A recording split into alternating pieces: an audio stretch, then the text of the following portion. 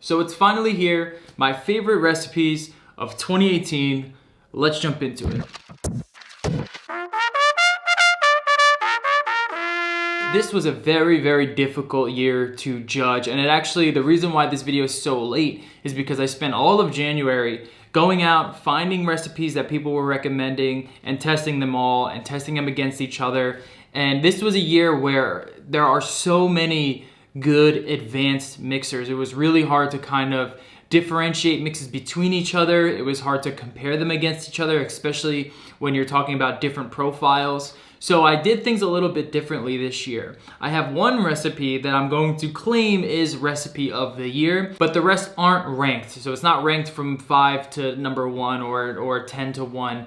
They're just recipes that I think are worthy of being called recipe of the year. They're just not my favorite recipe. Only one recipe takes that spot. I also sent out a thing where you guys could vote on your favorite recipes of the year. If you went over to the Facebook group, you saw a bunch of polls with different categories. So best tobacco, best fruit, best dessert, and you guys voted amongst yourselves which ones you thought were the best. So let's get into that and announce some of the winners there. For best dessert, third place was Alfred Pudding by Mr. Alfred Pudding. Second place was Jasmine Coconut Ice Cream by Sheer Luck Ohms. And first place was Honeycomb Custard by Nick EVZ by a pretty large margin. For best fruit and candy, number 3 was my recipe, Mango Yola Tango, which was really just a flavor book recipe, but people seem to enjoy that one. Second place was Snickers by Nasugamis.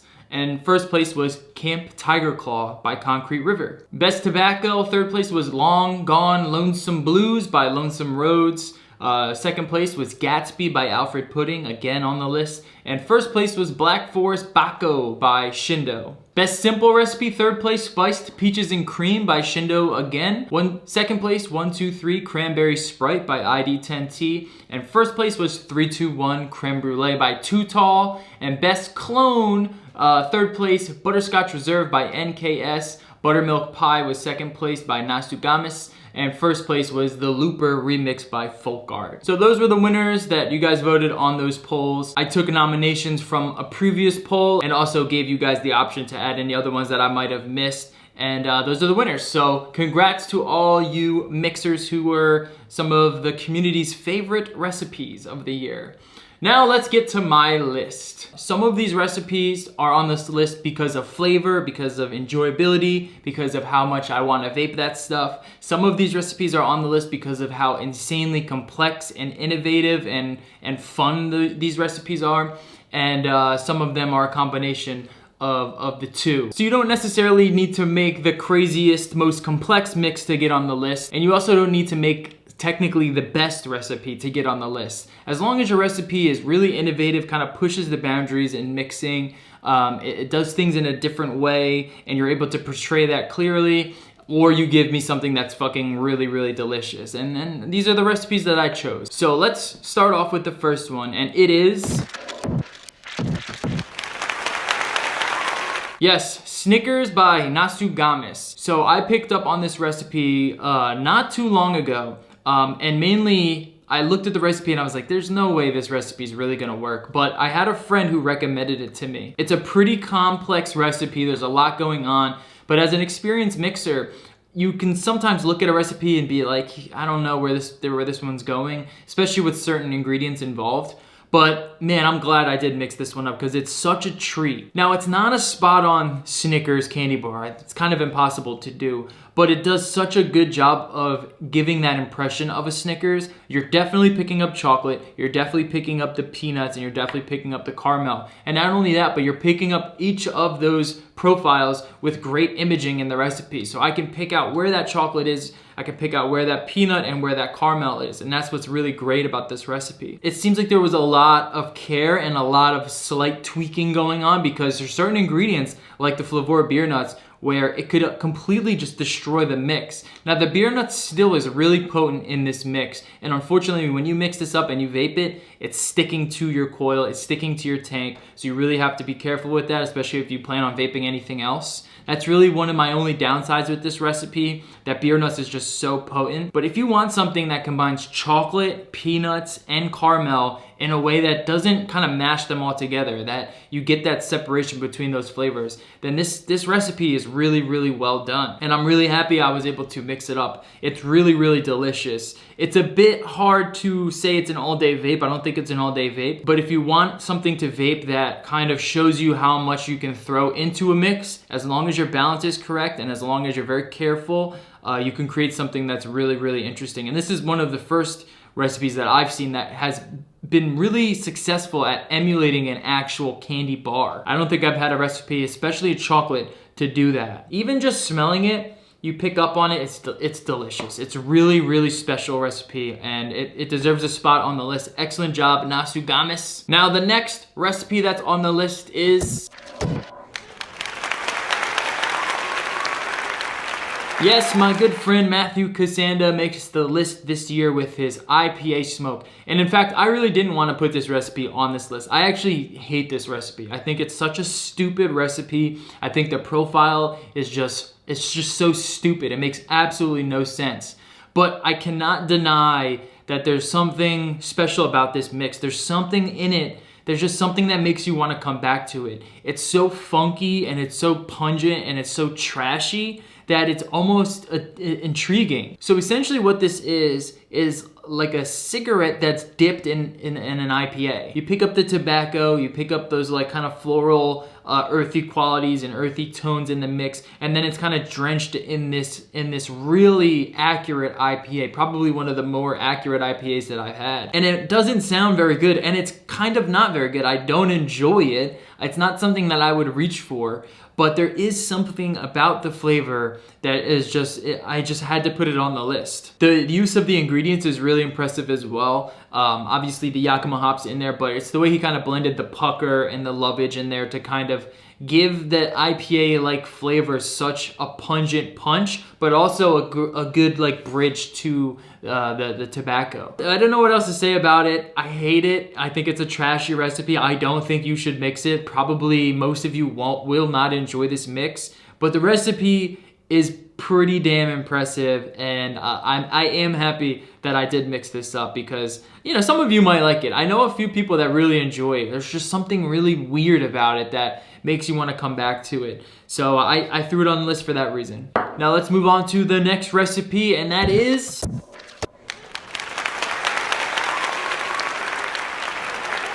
So this is an actual IPA mix, and it's almost the complete opposite of Casanda's IPA smoke. This kind of takes Fiestas and Fiascos by Concrete River and kind of capitalizes on the profile, where this one is a lot more fruity, it's a lot more vibrant, there's a lot more energy involved in it, but it still retains that really nice sort of IPA kind of bitter, hoppy flavor. I really, really enjoy this recipe, especially with a beer like Founder's All Day IPA, which this is modeled after, which is an excellent beer. If you are someone who enjoys craft beers, if you enjoy IPAs, if you enjoy Belgian wheat beers, something that has that little bit of citrus in there, that little bit of fruitiness, especially on that top note, this mix pairs up so well with those beverages. After it sits a few days as well and you crack it open and you smell it, it's really, really good. And this is really an ode to Yakima hops. Yakima hops is just such a great ingredient to use for this type of profile, and I think Max Savage did an excellent job at pairing up really delicious accents with the Yakima hops and creating something that's fruity, tropical, but still kind of has that bitter tone to it that contrasts with other flavors really well, like other foods or other beers. There's just a really nice contrast in this mix. There's a lot of depth. The flavor stage is really, really nice. So you do pick up somewhat of the accents on the edges, and then you kind of get that driving, bitter IPA flavor right down the middle. And really enjoy it. Really, really good job, Max Savage. Now the next recipe on the list is...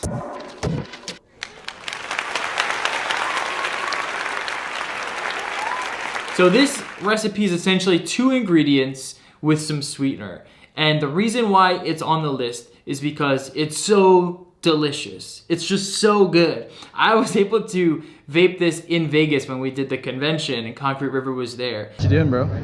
Oh, not much. Just chilling. Just got lazy and made up a green apple hard candy. It's fucking really nice, actually. It's essentially just Capella's green apple hard candy at 12% with 3% Flavor sour apple and 1% of super sweet. But what you get is the most accurate representation of a candy of a green Jolly Rancher out there. It's really sticky and it's sugary and it's sweet and it kind of melts in your mouth. It just fills your mouth with like a melted green Jolly Rancher. And it's just so good. And I had to put it on the list because I wanted to put something that was simple and easy but absolutely delicious on the list. And this hits that mark really well. And I know this is somewhat of kind of like a meme recipe. It's not supposed to be a serious recipe. But the flavor that comes from it is very serious. So if you like candies, you owe it to yourself to pick up green apple hard candy and sour apple and mix it up and throw in 1% of sweetener. And you have yourself an absolutely fantastic candy recipe. The next recipe on the list is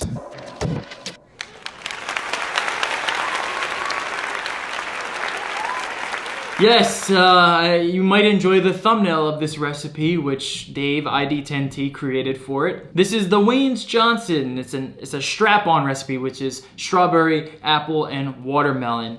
And what's so great about this recipe is that it utilizes my watermelon in like the perfect way. So well, in fact, that I kind of wish that I put these ingredients in watermelon and sold this as the one-shot. If you've had watermelon before, you know how it kind of has these nice, juicy watermelon qualities that's crisp and very fresh. And then he pairs that up with strawberry and Fuji, and he creates this really vibrant, really wide, fruity flavor that's just, it's really, really addicting. If you enjoy strawberries, apples, watermelon, strap-on recipes, this one is easily my favorite one, and I've tried a bunch of them, and it utilizes my watermelon, which is awesome. You know, I love seeing how he was able to kind of work that in there in such a way to really highlight not only the watermelon, but also lift up the other flavors as well. So I wanted to put it on this list, and mainly because it's using my watermelon. And I know some of you guys might be hating, but you know what? This is my list, so you can fuck off. Go pick up watermelon, mix up the Wayne's Johnson by Dave, and I promise you, you will enjoy it. It's that good. Next on my list is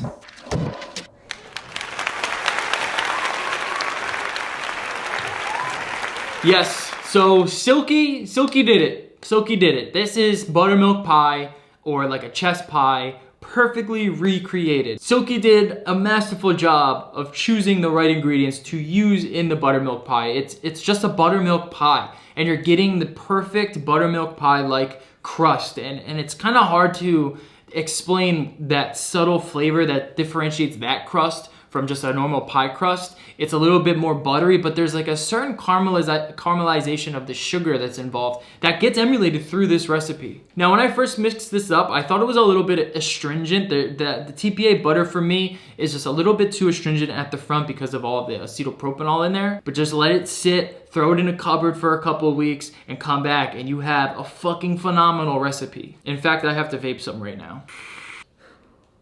It's just so good. It's just so good. It's just really the smart use of the butter, the biscuit, and the apple pie that creates this delicious, buttery, flaky-like flavor, and then kind of finishing it off with the custard and the toasted marshmallow. I don't know what the toasted marshmallow is doing, but I don't taste it, and I can taste toasted marshmallow a mile away. I do not really taste it in this recipe. That's how well balanced it is, and that's how well crafted this recipe is. It's hidden in this recipe perfectly. And that exhale, that finish is really where you're gonna get most of that delicious richness coming from it. The decay is super long on this flavor. It just kind of lingers and just velvet clouds fly out of your mouth. Delicious, delicious recipe. Easily one of my favorites bakeries of the year, and maybe even one of my favorite bakeries of all time. It's so, so good. Do yourself a favor, get the ingredients, mix this up, throw it in the cupboard for a few weeks and come back to it, and you can thank me and Silky later. All right, let's vape it. Let's take one more rip off of it. All right, one more. All right, the next recipe on my list is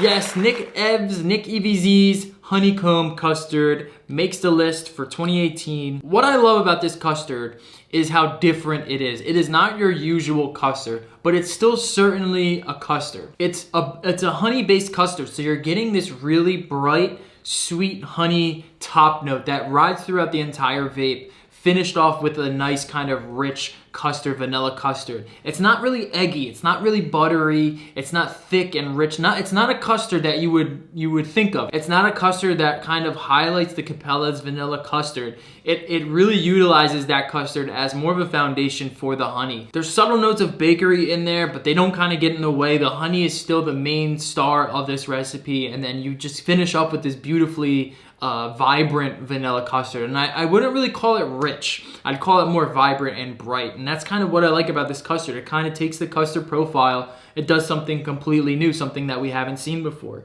Because it could have easily went a different route with this. It could have easily taken the honey and kind of buried it in the custard, rather than doing it the other way, where the custard is more of the foundation and the honey is the star, and it just highlights how good that Vape Train honey is. If you're looking for a custard that packs a lot of sweetness, but something that you can vape a lot more than a traditional custard, because custards can sometimes be too heavy and too dense, this is definitely one to look at, because it's easily a much more pleasing and easy vape, you know, something that's very easy to consume, and it definitely deserves a spot on the list. It's delicious. It's just a cool way to kind of bend that profile and do something new with it. And shout out Nick EVZ for this recipe. The next recipe on the list is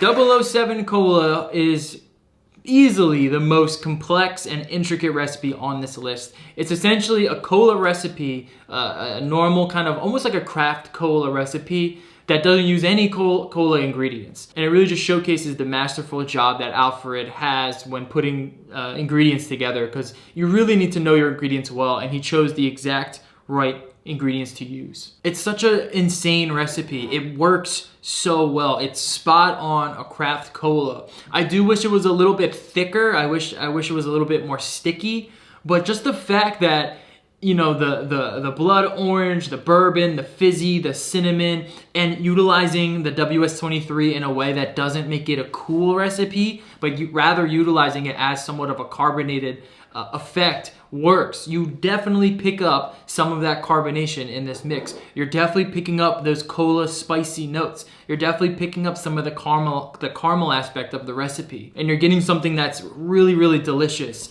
Now, the only problem that I have with this recipe is that it's a cola, and cola just isn't my thing. I'm just not the big, I love Coke, but in terms of vaping it, it's just not really my profile of choice.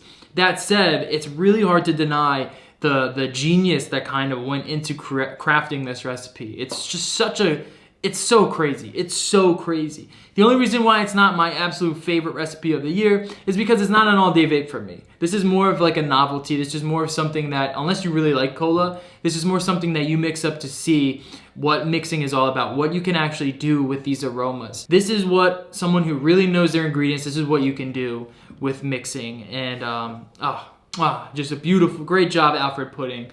007 Cola is just a masterpiece. But now we're on to my absolute favorite recipe of the year. Drum roll, please.